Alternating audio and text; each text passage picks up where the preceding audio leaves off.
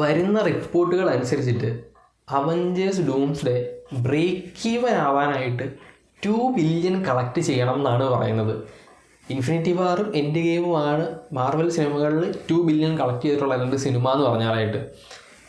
അപ്പം അത്രയും ഒരു കളക്ഷൻ, അല്ലെങ്കിൽ അവതാറിനേക്കാൾ കളക്ഷൻ കിട്ടിയെങ്കിൽ മാത്രമേ ഈ ഒരു സിനിമ പ്രോഫിറ്റബിൾ ആണെന്ന് ഡിസ്നിക്ക് വിളിക്കാൻ പറ്റുള്ളൂ. അത്രയും ഒരു 1 ബില്യണൊക്കെ കിട്ടിക്കഴിഞ്ഞാൽ ഈ സിനിമ വലിയ ലോസ് ആയിരിക്കും എന്നാണ് പറയുന്നത്. എന്തായാലും അത്രയും വലിയൊരു പ്രോഫിറ്റബിൾ ആകണം, അല്ലെങ്കിൽ ഇത്രയും വലിയൊരു കളക്ഷൻ കിട്ടണമെന്നുണ്ടെങ്കിൽ സിനിമ വേറെ ലെവലായിരിക്കണം. അത്രയും പ്രൊഡക്ഷൻ കോസ്റ്റും കാസ്റ്റ് കോസ്റ്റും ഒക്കെ ഉള്ളൊരു സിനിമയാണ്. അത് മാത്രമല്ല, ഇവർ ഇപ്പം റിലീസ് വെച്ചിട്ടുള്ള ഡിസംബർ 18-നാണ് ഡ്യൂൺ മിസൈയ എന്ന് പറയുന്ന സിനിമയും ഐസ് ഏജ് 6ഉം റിലീസ് ചെയ്യുന്നത്. വരെ 2 വലിയ സിനിമകളുടെ കൂടെ ഒരു ക്ലാഷാണ് ഡൂംസ്ഡേക്ക് ഇപ്പം വന്നിട്ടുള്ളത്. അപ്പം എന്തായാലും കളക്ഷൻ സ്പ്ലിറ്റായി പോകും. ഒരു നല്ല ഐഡിയ എന്ന് പറഞ്ഞാൽ ഇതിൻ്റെ റിലീസ് മാറ്റി വെക്കുന്നതായിരിക്കും. മേ ബി ഇവർ അങ്ങോട്ടോ ഇങ്ങോട്ടോ റിലീസ് മാറ്റാനുള്ള ചാൻസുണ്ട്.